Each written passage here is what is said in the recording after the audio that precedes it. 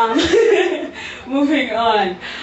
This is the, I guess, title poem of the book. This is called Medusa.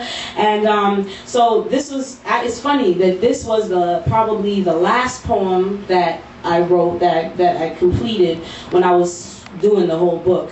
And it's like a culmination of all the research and everything that I learned about myself and about women and about strength and about humanity when I was putting together all these poems and reading all this mythology and all this stuff about Medusa and Hatshepsut and all these powerful women. It was really enlightening experience, and I really felt just the power like of a goddess. That sounds so hippie, but it's so true. When I finished doing all of it, the actual myth of Medusa, most people are familiar with the Greek myth, but it actually came and originated in the Amazon, and Medusa was part of a triple goddess, and she was beautiful and she was powerful. And as Greek mythology became religion, it didn't go along with the myth of Zeus and Mount Olympus, so it got changed, and she became ugly and she became a man-hater and all these other things. So you got to get the book, The Beautiful Medusa. That will all make sense, but this poem is sort of the abridged version of all that I learned and hope to share with you. They called her Dusa. Dusa spades, hearts, the sum of all three parts spread wider than her heart, her tongue ringing Libya, locked nest and lovely lips covered by the crypt. Tickling my ears, her two beautifully thick accents, Medha in Sanskrit, she and her temple, floating where time does not exist, chanting this script.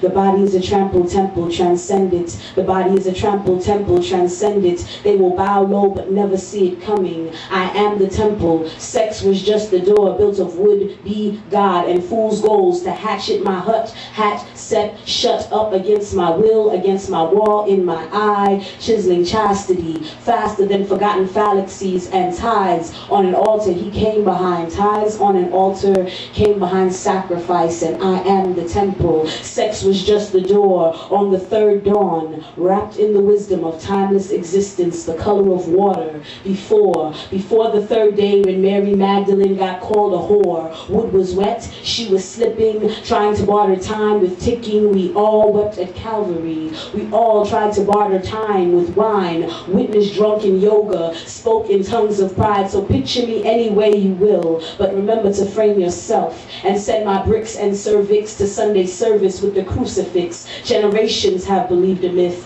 Medusa is beautiful. I am her incarnate. Now you sit at the bus stop before dawn. Legs yawn. Walking this road often traveled by. Legs swept under carpet. Forget. Backbones do more than roll for stones from Sierra Leone. Though she is a sexual being, Poseidon had a head hung, and you've begun to question yourself. Divinity placed on a shelf with EBT, $2.50 from progress, systematically taught to take what we can get. Short check, short ceiling over your desk, and this is why my tongue's a loaded clip. I got a short fuse for dudes that need to be the captain of every ship, cause they inherited their daddy's short dick, sick for centuries being served fallacies. I'm lost on the road to reciprocity, cause his story is duck, goose, pick a book, still can't find the truth, and this is what they preach from, teach from, in the school and the pulpits, and you worship it without question. Truth is, they worship my Loch Ness. Guarding this sacred feminine knowledge, triple goddess, Medusa is beautiful. I am her incarnate. Thank you.